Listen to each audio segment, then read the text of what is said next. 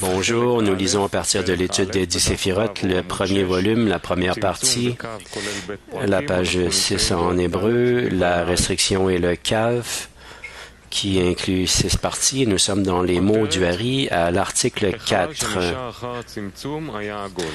Le halal, l'espace qui restait après le Tzimtzum, était agol, rond. Puis, il y avait une place vacante, avir, air, et un halal vide, un endroit vacant, à partir du point central. Voyez, ce Tzimtzum était même autour de ce point médian vide, de telle sorte que cette place de halal était agol de chaque côté, complètement égale. Il n'avait pas la forme d'un meruba, un carré, un angle perpendiculaire, car Ein Sof aussi s'était limité comme un igoul, un cercle, même de tous les côtés. Encore une fois, article 4. Puis, il y avait une place vacante, avir, et un halal vide, un espace vide, à partir d'un point central. Voyez, ce Tzimtzum était même autour de ce point médian vide, de telle sorte que cette place de halal était agole, ronde, de chaque côté, complètement égale. Il n'avait pas la forme d'un meruba, un carré, un angle perpendiculaire, car Ein Sof aussi s'était limité comme un igoul, même de tous les côtés. Devrais-je lire hors pnimi? Oui, alors nous allons maintenant à l'article 90 de l'hors pnimi qui explique la restriction.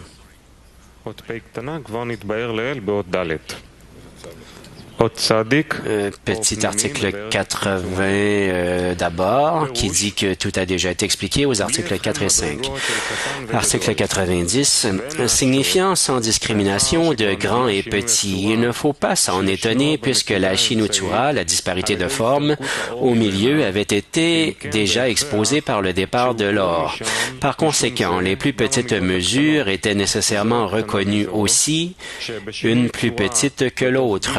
Par exemple, Bina Gimel est plus pur que le point médian parce que la mesure de son désir de recevoir est inférieure à Brina Dalet.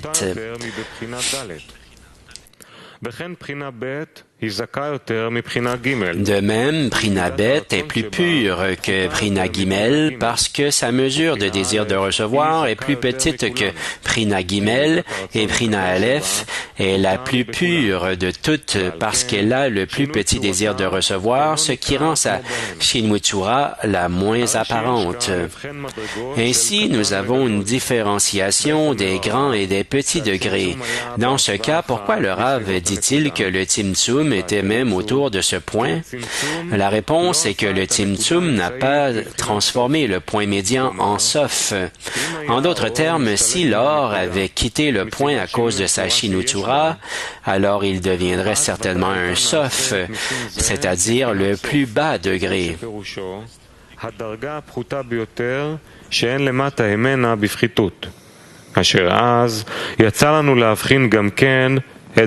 Ensuite, nous considérerions aussi les 3 brinotes précédentes comme plus importantes que le point médian, l'un au-dessus de l'autre. Toutefois, ce n'était pas le cas, car le Tzimtzum n'a pas eu lieu en raison de la Tsura Shinu dans le point. Ce n'est pas possible car nous sommes toujours préoccupés par Malchut d'Ein Sof, dans laquelle il n'y a pas de Shinotsura entre elle et l'or. Ils sont tous deux dans une simple unité, ce qui signifie qu'il est un et son nom un. Le Tzimtzum s'est produit uniquement parce que son Ratson, Pashut, son désir simple, souhaitait créer les Olamot, etc. Cela signifie qu'il voulait cette Ishtavut Tsura, l'équivalence de forme, qui doit apparaître par la création des Olamot, c'est-à-dire la forme de réception pour donner satisfaction au Créateur. Il y a une grande vertu en cela. D'une part, c'est un don complet parce que le Ratson n'est que pour donner satisfaction au Créateur et pas du tout pour soi. Cela rend la Tsura, la forme complètement égale à l'or Elyon du Matzil et en pleine adhésion avec lui. D'autre D'autre part, il est possible d'approfondir et d'augmenter le récipient de réception indéfiniment et éternellement. C'est parce que maintenant, la forme de la réception ne produit pas de Shinotsura, disparité de forme, car elle vient de l'intérieur du désir de donner. Nos sages ont dit qu'avec une personnalité importante, si elle donne le capital matrimonial, et il dit « Avec cela, je te sanctifie », alors elle est sanctifiée. Il est écrit dans la Torah et le donne dans sa main, signifiant que c'est le mari qui doit donner le capital matrimonial. Cependant, parce qu'il est important, le plaisir qu'elle reçoit de lui est exactement le même que de donner. Une personne importante qui reçoit de l'argent d'elle est semblable à celle qui lui donne de l'argent. Il est écrit dans la Torah et donne-le à sa main, parce qu'il ne reçoit que pour donner satisfaction à la femme, pour l'honorer de sa réception.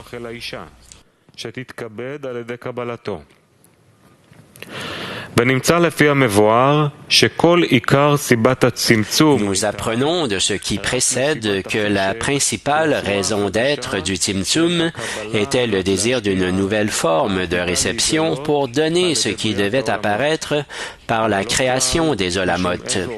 Toutefois, ce n'était pas du tout en raison de la vyut qu'elle sentait dans le point médian, car il n'y avait là pas d'avyut, de grossièreté et de différence du tout. Ainsi, le point médian n'est pas devenu sauf à cause du Tzimtzum. Il est donc impossible de distinguer une petite matière d'une grande. C'est pourquoi le Rav écrit que le Tzimtzum était complètement uniforme. Des questions, demande Rav. Alors, ça veut dire que c'est clair que du Créateur vient le désir de recevoir et l'être créé mais une intention afin de donner sur le désir, pour invertir son désir, afin de devenir similaire au Créateur, pour que, en tout et partout, l'action en vienne à devenir un acte de don. Et suivant l'intention que la créature acquiert du Créateur, de la lumière, elle peut invertir son désir véritablement pour qu'il soit afin de donner. Et par là, la créature ressemble au Créateur. Et c'est comme ça que l'être créé en arrive à la correction et l'équivalence de forme avec le Créateur. Ça, c'est clair, oui? C'est juste que si vous essayez de ressentir ce que veut dire d'invertir le désir de recevoir en désir de donner, ce n'est pas un désir de donner. Son essence est le don, mais à partir de toutes les forces de l'être créé qui sont des désirs de recevoir, il en vient à donner parce qu'il reçoit afin de donner du contentement. Et plus il reçoit, plus il donne de contentement.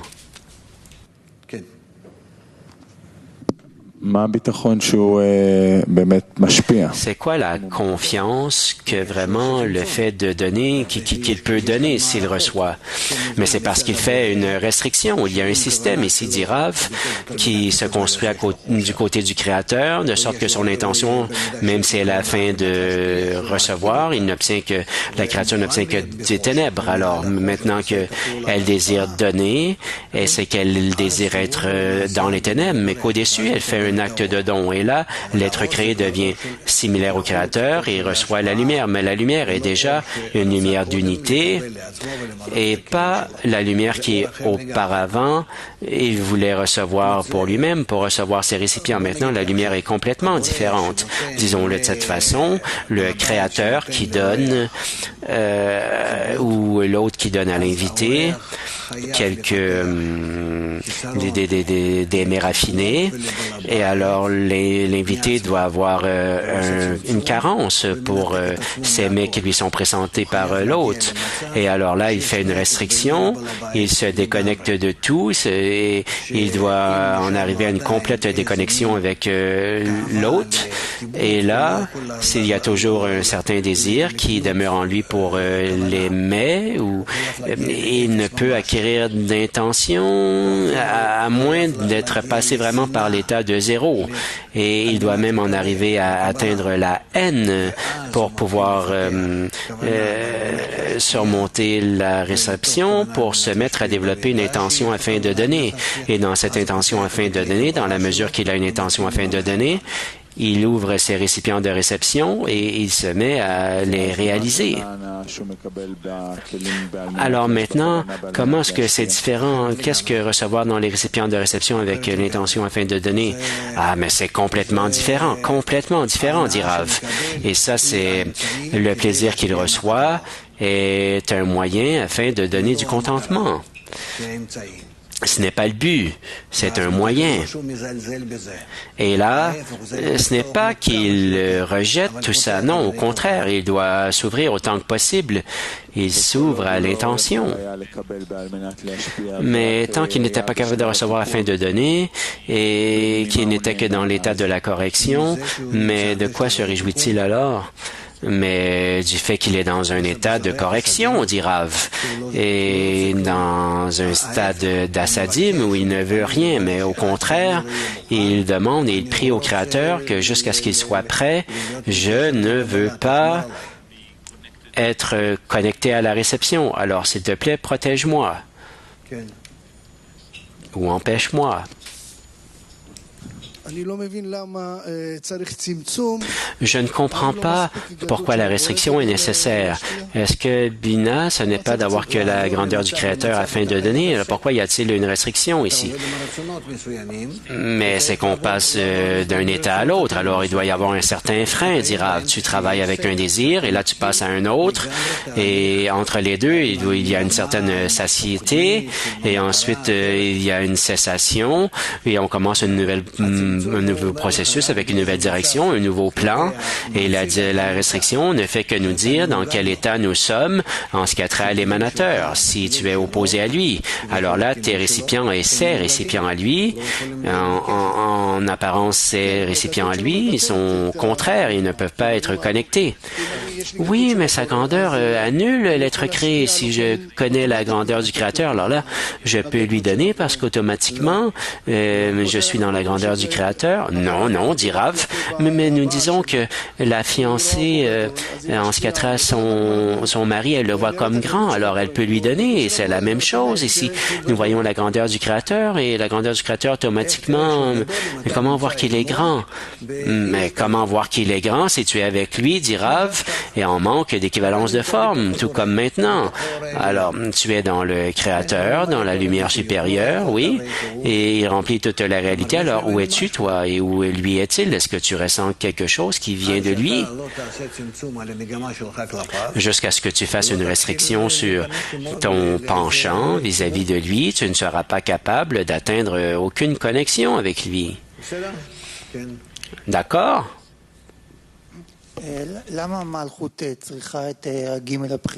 Pourquoi Malchut a-t-elle besoin de ces discernements? Est-ce qu'elle ne peut pas être dans l'intention de donner par elle-même?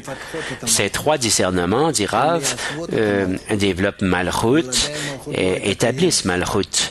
Et sans eux, Malchut n'existerait pas. Sans eux, elle n'atteindrait pas afin de recevoir et par conséquent, si elle veut atteindre afin de donner, elle n'a pas de choix que de les utiliser.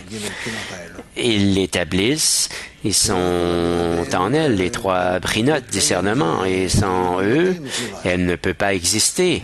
Elle n'existe pas par elle-même. Sans ces trois brinotes, elle n'a pas de connexion avec l'émanateur.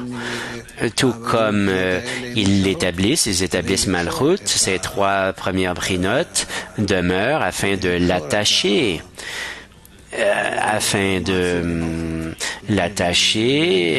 D'attacher l'émanateur à Malchut, à l'émaner.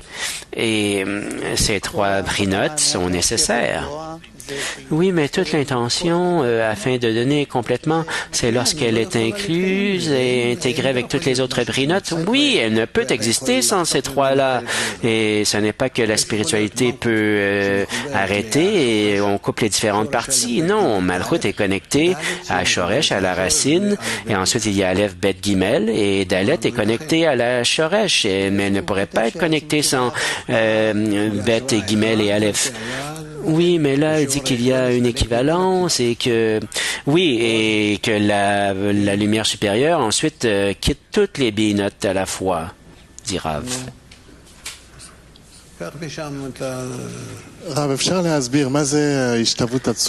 Rav, pourrais-tu expliquer ce qu'est l'équivalence de forme? L'équivalence de forme, ça veut dire qu'il y a une similitude dans leur forme, non pas en ce qui a trait à leur nature, mais à leur forme extérieure. Alors, similaire au Créateur? Oui, dit Rav, similaire au Créateur en quoi? Dans l'essence de ses actions. Le Créateur donne et l'être créé reçoit avec une intention afin de donner. Et maintenant, ils sont en équivalence de forme. Mais c'est quoi l'ordre des actions afin d'atteindre l'équivalence de forme? La restriction, le massacre, le rosaire, dit Rav. Et la lumière réfléchie, recevoir afin de donner. Mais c'est comme un code. Prends-le lentement et graduellement, et c'est ce que nous étudions ici. Oui, je comprends le Tzimtzum, la restriction, mais comment, dans la restriction, l'être créé peut atteindre l'équivalence de forme? Comment faire une restriction? Mais je pense aux amis, je pense aux amis, ne va pas penser aux amis, ça devient comme quelque chose, un remède miraculeux ou quoi que ce soit. Non, c'est que tu ne penses pas toi-même. Alors, tu n'existe pas, il n'y a que le Créateur qui existe. Tu n'existes pas parce que tu n'as pas de désir avec lequel exister. Ton désir est entièrement afin de recevoir. Je ne veux rien alors. Tu ne veux rien, dit Rav, alors tu es limité. Alors qu'est-ce qui arrive par la suite? Comment faire en sorte que tu seras en contact avec le Créateur? Mais c'est ça que je demande, parce que c'est comme si, je ne sais pas, je ne sais pas ce qui arrive par la suite. Mais essaie, dit Rav, de faire que ton désir soit similaire au Créateur, et là, tu l'utilises au complet pour donner. Mais alors, si je ne veux rien, pourquoi est-ce que si je ne veux rien, ce n'est pas suffisant? Alors, je ne veux que le Créateur se réjouisse et moi, je ne veux rien. Mais comment se réjouit-il? Demande Rav. Mais parce que je ne reçois pas pour moi-même. Mais pourquoi il se réjouirait alors? S'il t'aime et qu'il t'a créé afin de te réjouir et te remplir, dit Rav, alors là, il ne s'en réjouit pas, il en souffre en fait. Et c'est pourquoi le Tzimtzum est appelé une restriction. Et c'est en fait l'état le plus sévère parce que tu rejettes le Créateur. Et tu dis pour l'instant, tu le rejettes pour être en équivalence de forme avec lui. Mais en fait, je suis désolé d'avoir à faire une restriction parce que du côté du Créateur, reçoit tout complètement, tout, directement, égoïstement. Mais il ne nous laisse pas nous réjouir si nous recevons pour nous-mêmes. Oui, il s'en réjouit que tu réjouisses pour toi, tu reçois pour toi-même. Même alors, pourquoi devrait-il y avoir une restriction s'il se réjouit de cet état? Tu découvres, dit Rav, lorsque tu te mets à recevoir égoïstement, que tu es à l'opposé de lui. Ah, alors pour le Créateur, tout est parfait? Nous en reparlerons, dit Rav. Je vois que à quel point on peut être embrouillé avec tout ça. Hein? Il dit ici qu'avec une personne importante, lorsqu'on reçoit, en fait, nous donnons. Et lorsque nous donnons à une personne importante, on reçoit. Alors, ça semble être l'opposé. Que veux-tu dire l'opposé, dit Rav? C'est-à-dire que si je reçois d'une personne, une personne importante, je m'en réjouis, doublement. Le fait que je reçois dans mon désir de recevoir et je reçois d'une personne importante. Alors aussi, son importance, je m'en réjouis. Alors, c'est doublement une réjouissance. Le fait qu'il est grand à mes yeux, je peux faire différentes actions, donner à lui donner en raison de sa grandeur, et ça, je m'en réjouis.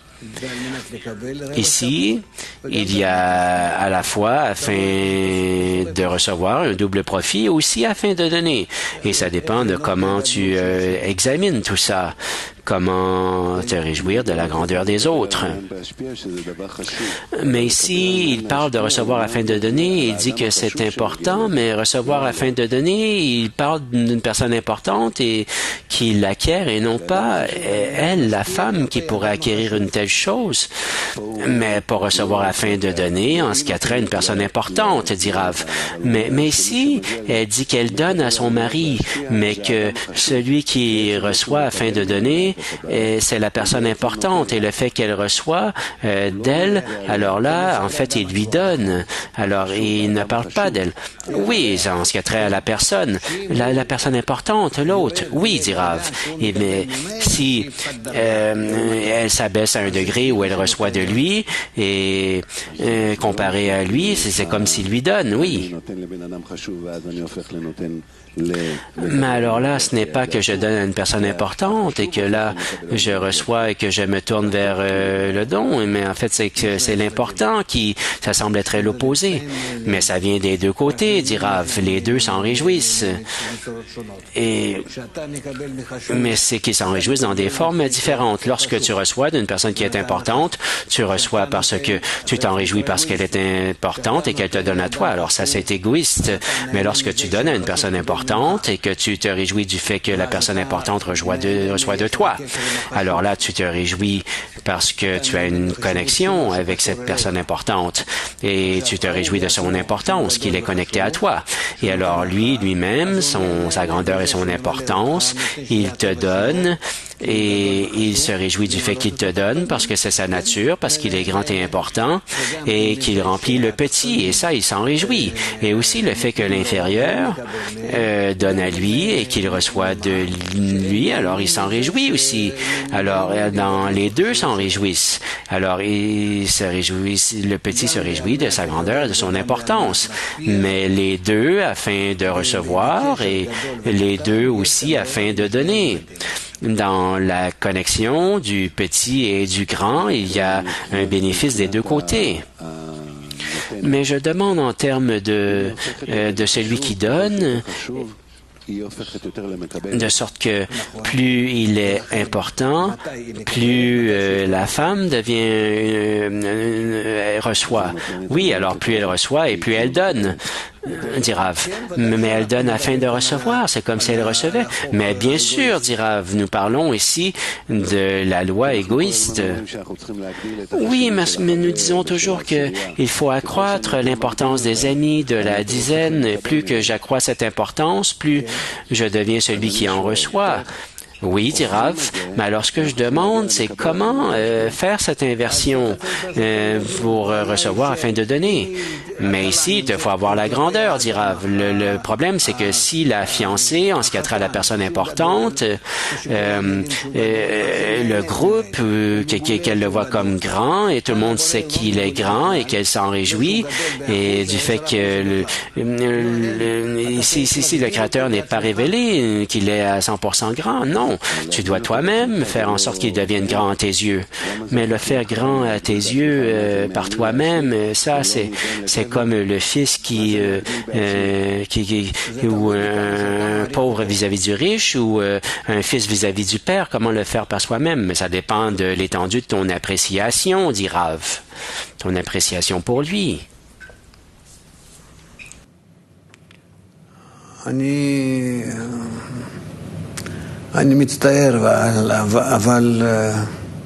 Je suis désolé, mais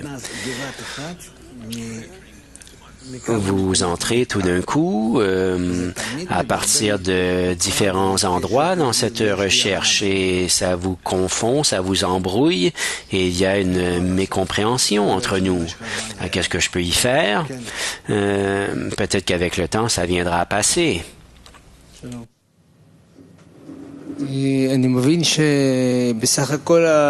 Je comprends que, en tout et partout, le fait est que ça a à voir avec ma réception et comment je regarde les choses. Si je vais visiter ma tante et qu'elle me donne quelque chose à manger, que je lui dis « Ah non, j'ai déjà mangé, j'ai l'estomac plein, je ne veux pas manger », alors je change mon intention et maintenant je veux manger parce qu'elle aura du contentement du fait que je mange de sa nourriture. nourriture, mais tu as un désir pour manger, dit Rav. Non, je n'ai pas de désir pour manger. Oui, mais je pourrais faire comme un effort pour lui donner du contentement. Mais tout ça, c'est un mensonge, dit Rav. Tu ne peux pas mentir au Créateur. Mais alors, je dois recevoir le désir de manger? Oui, dit Rav. Alors là, maintenant, elle est joyeuse parce que plus je mange, plus elle a du contentement. Le manque que tu ressens, dit Rav, tu dois revêtir ce manque, c'est-à-dire cette faim et le remplissage, l'association avec ton attitude envers elle, à la fois ceci et cela. Mais que veux-tu dire en relation avec elle? Mais avec l'intention afin de donner, dit Rav, sinon tu n'utiliseras pas ce manque. Alors même si je regarde avec l'intention afin de donner à l'autre, je veux lui faire du bien, même si je n'ai pas faim, je fais en sorte que je devienne affamé. Non, tu ne peux pas jouer de cette façon la comédie vis-à-vis du Créateur. Quoi? Tu me parles comme si nous étions des enfants et non, je vais jouer avec le Créateur comme non, pas jouer, mais avec une intention intérieure, pas de jouer un jeu. Je ne connais pas tes intentions intérieures ou extérieures, mais si tu n'as pas de carence, si tu n'en as pas, il n'y a rien à faire. Mais j'ai un désir pour lui, je n'ai pas de désir pour la nourriture, mais j'ai désir pour l'autre. Ah, mais ça veut dire que tu n'as pas de carence réelle. Nous revenons à Tess, l'article 100. Cela signifie qu'il y avait une certaine image qui avait dû être faite en raison du Tzimtzum, bien que le Tzimtzum eût été uniforme, et non pas à cause de quelques Shinui Tzura, que ce soit. Après le Tzimtzum et le départ de l'or, de ce point médian, il est devenu évident que l'or Elyon, la lumière supérieure, est incapable de s'y attacher à cause de sa Tzura, de la gadlut de réception. Parce que cela devint connu, elle tomba du degré qu'elle avait eu dans Ein Sof et était maintenant considérée comme Sof, fin, ce qui signifie le plus bas à Vyut possible. Seul ce point médian restait un halal vacant, un espace vacant, inapte à revêtir l'or, la lumière. Et les trois anciennes brinotes, en vertu et en pureté, étaient encore aptes à recevoir l'or, même après le Tzimtzum. Nous avons expliqué ci-dessus qu'elle n'est pas devenue Sof pour la raison ci-dessus. C'est le sens de la précision du Rav quand il dit que ce lieu de halal était agol, rond, de tous les côtés, tout à fait uniforme. Il tient à dire qu'il ne s'agit pas d'un vrai Sof, mais qu'elle est comme le Sof dans une image ronde, dont Sof est au milieu. Vous pouvez comparer ces quatre brinotes à quatre cercles l'un dans l'autre comme des pots d'oignon. L'igoule centrale est Brina Dalet, entourée de Brina Gimel, entourée de Brina Bet et de Brina Aleph. De cette façon, il n'y a pas de haut et bas, de droite et de gauche. Par exemple, Bina Aleph est au-dessus d'eux dans sa moitié et au-dessous de tous dans son autre moitié. Et c'est ainsi dans toutes les brinotes. Par conséquent, il n'y a ni haut, ni bas, ni droite, ni gauche. Il n'y a pas de différence entre leurs vertus et elles sont toutes parfaitement uniformes. Il a déjà été expliqué que la raison du Tzimtzum n'était pas la Shinui Tzura, la disparité de forme. C'est aussi le sens de la précision du Rav, agol sur tous les côtés, complètement uniforme.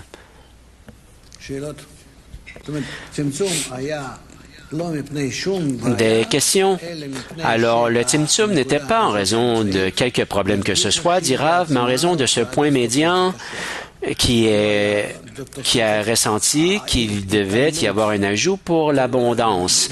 Il n'avait pas une élévation ou une bonne réaction vis-à-vis de l'émanateur, et pas parce qu'il y avait une carence qui était révélée là, même si elle sentait que comparé à l'émanateur, elle recevait, mais le fait de recevoir, elle n'en était pas amoindrie, mais elle voyait à quel point elle était différente de l'émanateur. Et cette différence, ce n'était pas d'abaisser le degré, mais que cette différence, c'est ce qui l'amène à une action de se restreindre. Et pourquoi devrions-nous accentuer cela et pourquoi il aborde-t-il là-dessus autant?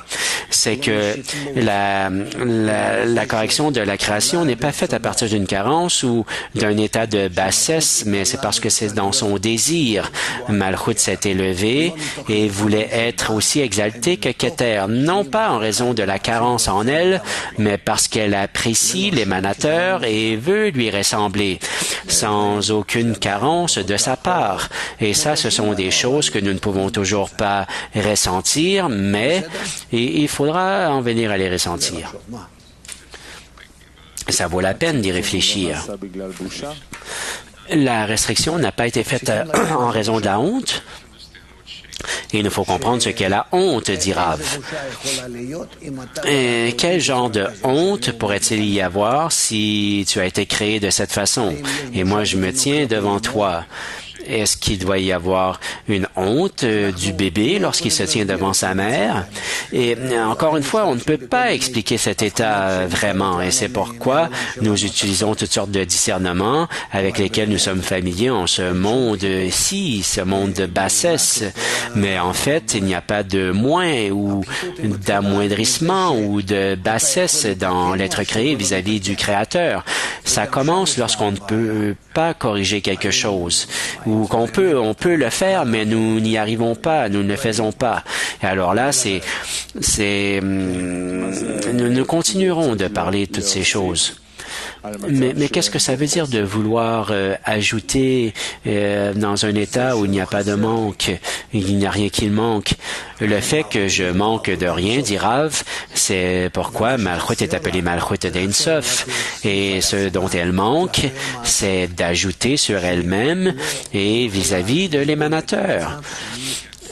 Elle ne peut pas supporter l'état de ne pas être équivalente à lui. L'équivalence de forme, c'est ça qu'elle désire. Et pourquoi ce n'est pas qu'elle manque, mais parce qu'à partir de ma nature, mon désir de recevoir, lui, ne manque pas.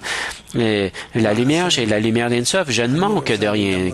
Je manque de quoi? C'est que je veux ressembler à l'émanateur. Et pourquoi? Pourquoi as-tu besoin de cela?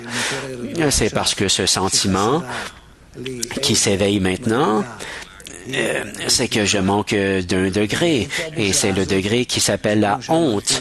Et d'où vient cette honte? Comme je l'ai dit à quelques reprises, et Rabash m'avait dit, je lui avais demandé à plusieurs reprises, et il m'a dit que la honte est une création en elle-même, c'est-à-dire qu'elle ne dérive pas de cet état, elle ne vient pas d'un manque.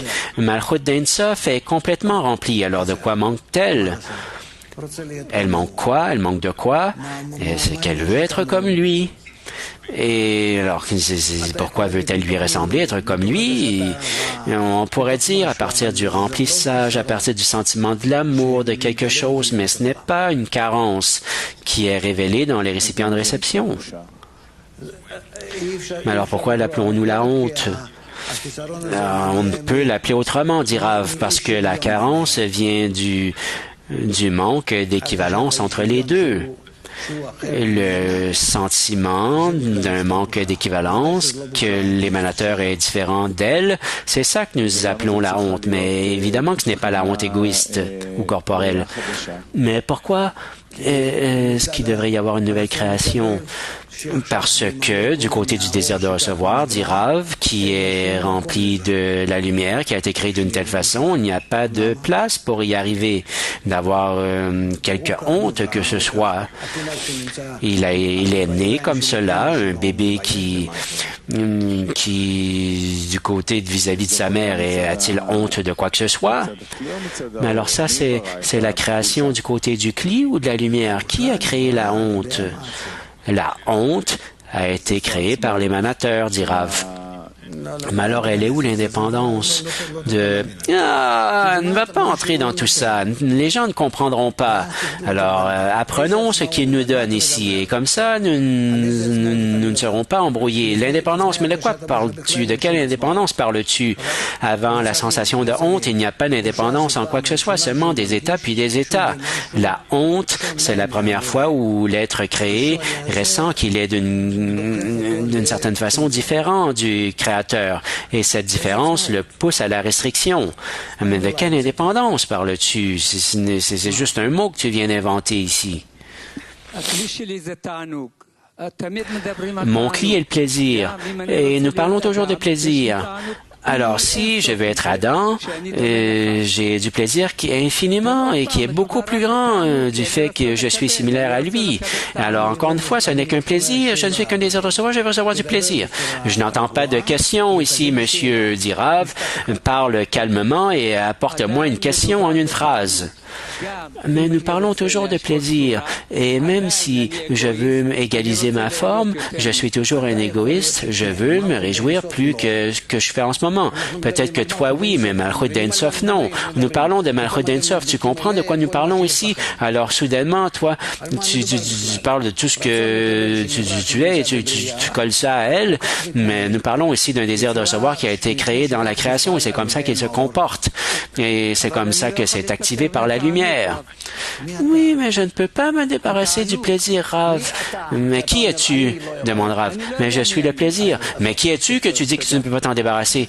Je sais qui je suis, mais je veux... Mais assieds-toi, dit Rav. Moi, je vais arrêter de te laisser poser des questions si tu continues de parler de cette façon. Nous parlons de ce dont nous étudions, pas de ton endroit, ta dizaine ou pas de tes qualités à toi. Qu'est-ce qui cause la lumière et le Créateur à donner naissance à cette chose qui s'appelle la honte chez l'être créé? Je ne sais pas, c'est pourquoi nous appelons ça une création d'elle-même, c'est-à-dire que soudainement, c'est formulé dans le désir de recevoir, dans Brina Dalet, une telle sensation qui s'appelle la honte. Et alors, nous ressentons, la créature ressent une différence entre elle et la lumière, sinon, elle n'aurait ressenti aucune différence. Elle aurait été remplie de lumière et elle aurait reçu tous les désirs et plaisirs. Alors, comprends ce qui se passe ici. La lumière supérieure a créé le désir et a rempli le désir à partir de tout. Et ce désir s'appelle Malchut d'Ensof et une lumière infinie qui est dans Malchut et c'est tout. Et tout est plein. Maintenant, il y a une certaine sensation qui s'éveille qui s'appelle la honte. Pourquoi? Et à partir d'où? De l'émanateur. Et par la suite, une fois qu'il formule Malchut d'Ensof et la remplit de lumière, il lui donne aussi une sensation qu'il y a une différence. Je ne sais pas ce qu'est la honte, de quoi est la honte au juste, mais c'est qu'il y a une différence entre elle et lui.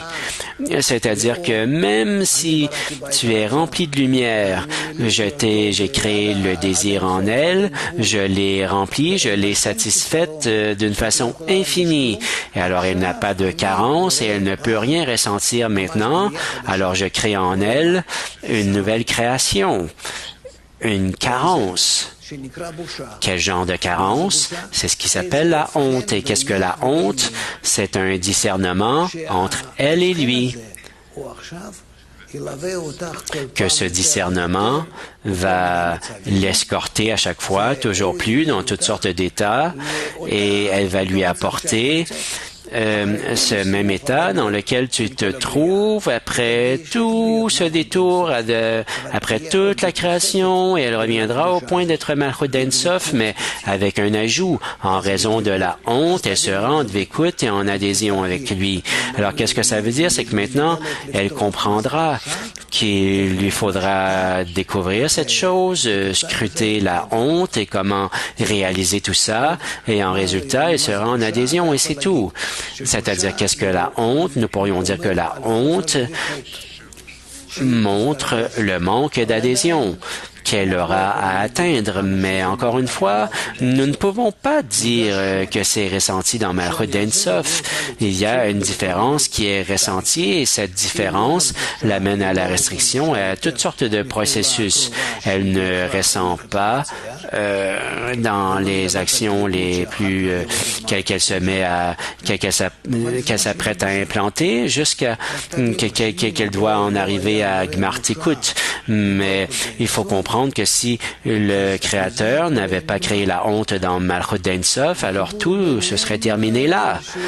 Il y aurait une connexion entre les deux et la lumière supérieure remplit Malchut et c'est tout. Et il n'y a plus rien d'autre. Yosef de Jérusalem demande qu'est-ce que la honte qui est si difficile à tolérer? La honte, qu'est-ce que la honte dure à tolérer? Dit Rav, ça c'est la honte égoïste. Alors moi je vais demander à ce propos, même si je ressens que il y a plusieurs cas, dit Rav, que moi j'attends la honte et je remercie la honte. Je demande au Créateur de me laisser être honteux pour corriger ma nature. La nature qu'il m'a donnée. Et en ajout à tout ça, je lui demande, laisse-moi avoir la honte, parce que si je n'avais la honte, je me comporterais différemment. Alors, nous pouvons voir des gens qui sont différents de nous, disons des amis qui sont différents, et ça, nous ne ressentons pas que nous sommes honteux d'être différents. Comme tu dis qu'il y a une différence entre Dalet et l'émanateur. Alors, s'il y a une différence, ça ne fait pas en sorte que je vais agir tout le temps. Oui, tu as raison, dit Rav. Ça dépend de la honte. Et dans un monde égoïste, on pourrait dire que c'est une honte différente. Mais alors, pourquoi y a-t-il une différence, cet écart qu'elle ressent? Pourquoi est-ce que ça la force à faire toutes les autres actions, le Tzimtzum et ainsi de suite? C'est qu'elle ressent vis-à-vis de l'émanateur, dit Rav, que la honte qu'elle ressent, c'est vis-à-vis de l'émanateur, que lui est complètement dans le don vis-à-vis d'elle, et elle est complètement dans un état de réception. Et alors là, elle ressent l'écart entre les intentions. Et c'est pourquoi, premièrement, elle part de cet état, elle s'en va, elle fait une restriction, et ensuite elle veut s'activer avec la bonne intention, et avec la bonne valeur et la bonne direction de l'intention pour lui ressembler. C'est pour ça qu'il y a un calcul après le Tzimtzum. En quoi est-ce que je peux lui ressembler? Qu'est-ce que je peux faire? Et là, elle calcule et toutes les vérifications de Malchut jusqu'à Keter et elle revient dans les 4 brinotes et elle voit qu'elle doit se rassembler dans la réception afin de donner. Désolé, Rav, mais ce n'est pas clair. Pourquoi est-ce que la sensation de la différence nécessairement fait en sorte que je veux quitter cet état? Il y a quelque chose ici que... Non seulement cet état, dit Rav, mais d'être comme lui. Mais pourquoi est-ce que l'un oblige l'autre? Je sens que je suis différent de l'autre. Je ne suis pas différent de cette sensation. Alors, mais ça ne m'oblige pas à égaliser ma forme avec lui. Je n'ai pas à le faire. Peut-être que c'est en raison de mes qualités égoïstes, mais à partir d'où vient le besoin du désir de recevoir, de la honte? C'est une carence encore plus exaltée que toutes les autres carences dans Malchut, dit Rav. Alors, c'est quelque chose qu'on peut comprendre, qu'on peut ressentir. C'est quoi ce problème que... Mais bien sûr, tu as dit la faim, et là, maintenant, je vais te donner de la nourriture, et je vais te donner la honte en même temps, et tu ne voudras pas recevoir la nourriture, et tu déverseras tout sur moi devant parce que la honte, c'est un désir de recevoir qui t'amène à avoir ton opposition vis-à-vis du Créateur. Et lorsque la créature atteint cet état où elle voit qu'elle est opposée, que c'est sa nature, c'est comme ça qu'elle a été créée, et qu'en plus de tout ça, il lui a donné une telle sensation qu'il m'a créé dans une telle bassesse et d'une façon si pernicieuse qu'il y a maintenant de la place pour de la haine et un rejet du Créateur. Il faut ressentir ces choses, mais à la fin, c'est une grande carence, de telle façon que la créature ne veut pas recevoir, parce que si le minéral, le végétal et l'animal ont voulu recevoir et que moi je ne suis qu'un ange et un résultat de la lumière supérieure, elle ne veut pas ressentir cet état parce que, comment dire, l'être créé ne veut pas se ressentir comme tel parce que dans Tzimtzum Aleph, il est vraiment parti de l'être de la créature parce que mais plus tard il a reçu l'état qu'il valait la peine de recevoir du Créateur parce que par là j'ai changé ma réception en don et alors maintenant la créature accepte d'être l'être créé et c'est-à-dire que maintenant elle voit que elle fait la restriction la plus sévère qui soit, l'action la plus sévère qui soit, c'est la restriction. Alors maintenant, je sens que je suis mort et qu'elle doit entrer dans un état de « oui, dit Rav, oui ». À chaque degré, est-ce que les kabbalistes ressentent une certaine honte? Dans chaque degré, dit Rav, dans l'ascension des degrés, un kabbaliste, oui, il fait des actions en raison de la honte, mais néanmoins, à chaque fois, il y a une forme différente et avec un nouveau style, oui. Mais alors, pourquoi disons-nous que la honte est pour les âmes exaltées? Nous l'avons entendu de toi et de quelques endroits. Je n'ai pas compris ça, dit Rav. Nous disons que la honte est destinée aux âmes supérieures. Oui, c'est là où elle se révèle dans sa véritable forme. Nous allons en apprendre davantage là-dessus plus tard. Nous sommes maintenant à l'article 5, les mots du Hari. Comme Or En Sof était uniforme, le Tzimtzum l'était aussi. C'est le sens de l'Igoul, le cercle. La raison en est que puisque Or En Sof était tout à fait uniforme, elle devait se restreindre uniformément de tous les côtés et ne pas se restreindre d'un côté plus que d'un autre. Il est connu dans la sagesse de la géométrie qu'il n'y a pas même une image comme celle de l'Igoul, le cercle. Cependant, ce n'est pas le cas du Merouba, le carré, avec l'angle perpendiculaire bombé, le Meshulash, le triangle et toutes les autres images. Pour cette raison, le Tzimtzum devait avoir la forme d'un igoul. Alors, lisons en bas, dans Or Pnimi, 200, nous passons à 300. Et s'il y avait eu une différenciation de haut en bas, de droite à gauche, il apparaîtrait sous l'apparence d'un Merouba, Malchut elle-même, dit Rav, qui contient ses 4 faces, les 4 noms de ses brinotes. Cependant, ce n'était pas le cas, mais sous la forme d'un igoul qui ne contient pas ces discernements. Continuons, dit Rav, 400, indique un degré qui n'a que 3 brinotes, sans brinadalet, ce qui signifie 3 côtés, haut, droite et gauche. Il manque la face inférieure, d'où le nom Meshulash, un triangle. Eh bien sûr que plus tard, nous allons étudier tout ça, mais pour l'instant, il ne fait qu'ajouter ici pour que nous en venions à ces différentes notions.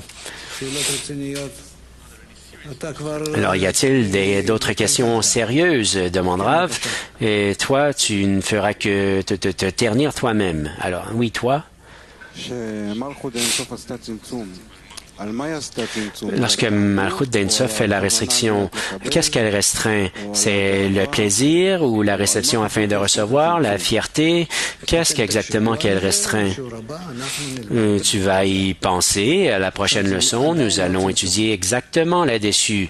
Nous n'avons toujours pas atteint la restriction, le Tzimtzum encore. Mais imaginez-vous que Malchut d'En Sof, qui reçoit indéfiniment jusqu'à être être complètement ronde et qu'il n'y a pas de différence entre elle et la lumière. La lumière la remplit complètement et en cela, elle demeure parce qu'elle est un désir de recevoir et qui est entièrement afin de recevoir et ce n'est pas interdit.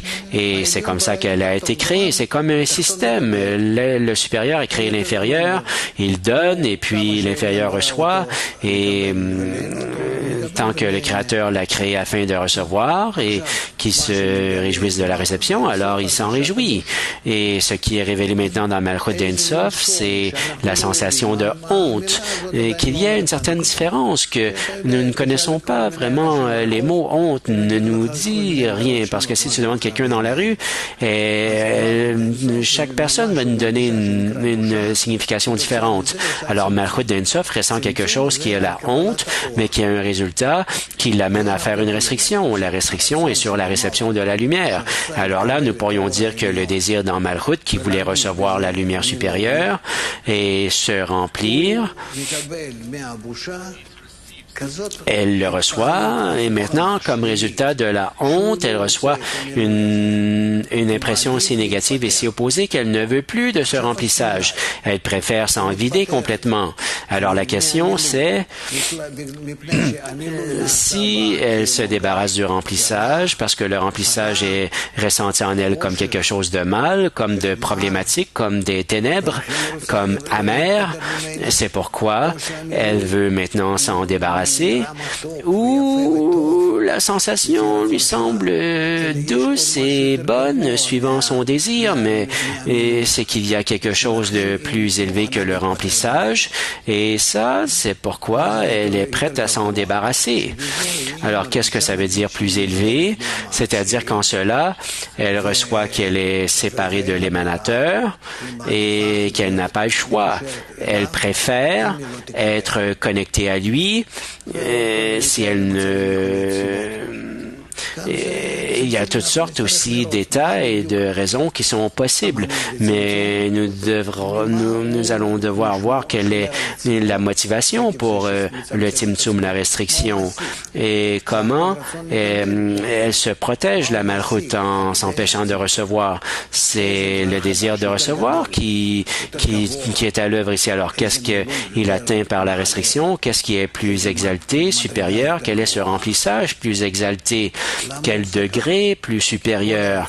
Et pourquoi est-ce que l'être créé fait tout ça? Parce que le désir qui était en lui était rempli avec toute l'abondance et les plaisirs. C'est-à-dire que du côté de Malchut, il ne pouvait y avoir d'autre action. Elle était remplie, elle ne pouvait plus bouger parce qu'elle n'avait plus de désir pour rien d'autre. Elle était complètement remplie. Et soudainement, la honte apparaît. Et là, véritablement, ça la brise complètement. Alors, ce n'est pas de enlever la lumière ou de la repousser. Non, c'est que la lumière en elle, soudainement, n'est plus source de plaisir. Alors, nous en reparlerons la prochaine fois. Pour l'instant, d'après ce que nous avons parlé ici aujourd'hui, y a-t-il d'autres questions? Y a-t-il des questions de l'étranger, de l'extérieur, du Cliolami? Pas de questions? D'accord. Alors, essayons de demander avec eux. À côté de tout ça, nous avons l'étude des 10 séphirotes en russe. Nous avons la première partie, la deuxième partie, nous n'avons pas ça. Seulement la première partie.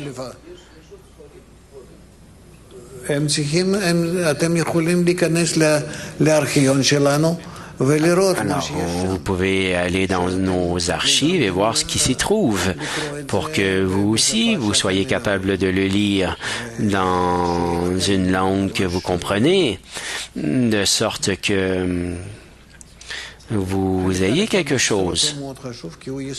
La première partie de Tess est très importante parce que c'est la base. Toutes les parties par la suite, nous pouvons d'une certaine façon en parler, mais néanmoins, la première partie est très importante. D'accord, si nous n'avons rien d'autre, alors non, je ne veux pas que toi, tu poses des questions, tu vas embrouiller tout le monde lorsque tu poses des questions. Je ne peux plus te permettre de poser des questions. Tu ris, mais il n'y a pas lieu de rire ici. Je suis désolé si ça peut sembler que je te manque de respect, mais ce n'est pas une façon de poser des questions. Tout d'un coup, tu poses des questions sur tes sensations, l'état du groupe, de la dizaine et toutes sortes de choses, mais lorsque nous disons que si tu poses exactement avec les mots qui sont écrits ici, que tu ne quittes pas cet endroit-là, alors là, moi, je suis prêt à te laisser poser des questions. Mais si tu te trompes encore une fois, moi, je te laisserai plus poser de questions. Vas-y, pose ta question. Mais quel est le truc? C'est l'équivalence de forme ou la disparité de forme? Je ne sais pas et nous n'en parlons pas ici. Mais il en parle tout le temps. La disparité de forme, mais où? Ah, merci. Ah, toi aussi.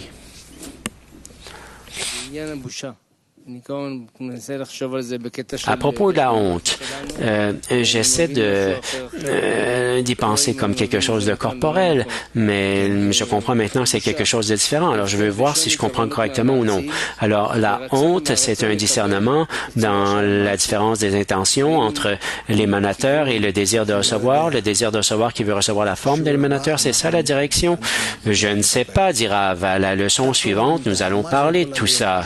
Mais entre-temps, pensez à ce que peut être la honte à partir du moment où je reçois tout.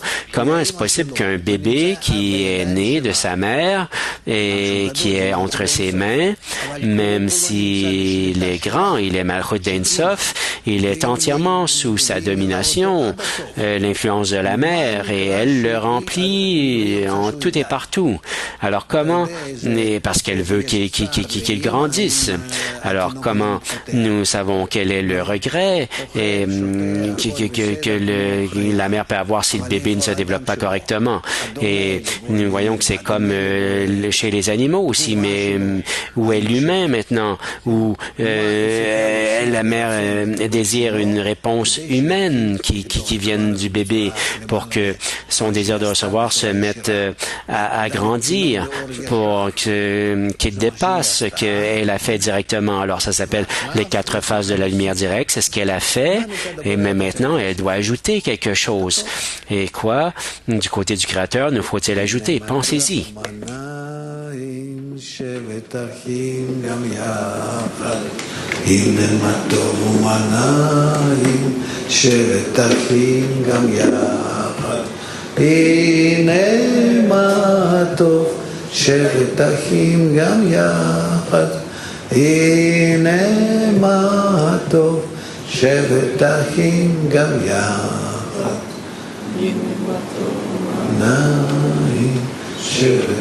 יחד, הנה מה טוב ומה נעים, שבט אחים גם יחד, הנה מה טוב, שבט אחים גם יחד, הנה מה טוב, שבט אחים גם יחד. אני עוד פעם פונה לכל החברים שלנו בכל השפות. Encore une fois, je me tourne vers tous les amis dans tous les langages.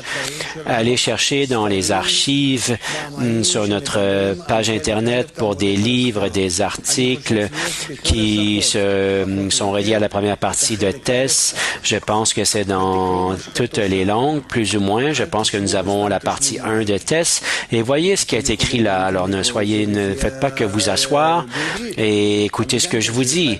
Et vous pouvez aussi le lire en hébreu. Lorsque j'ai commencé à étudier, je ne pouvais pas lire en hébreu, mais j'ai commencé à apprendre la langue en étudiant Tess. C'est comme ça que j'ai commencé jusqu'à aujourd'hui. J'ai un ajout qui, au-dessus de chaque mot, je me demande comment le lire et je me demande quel est son sens.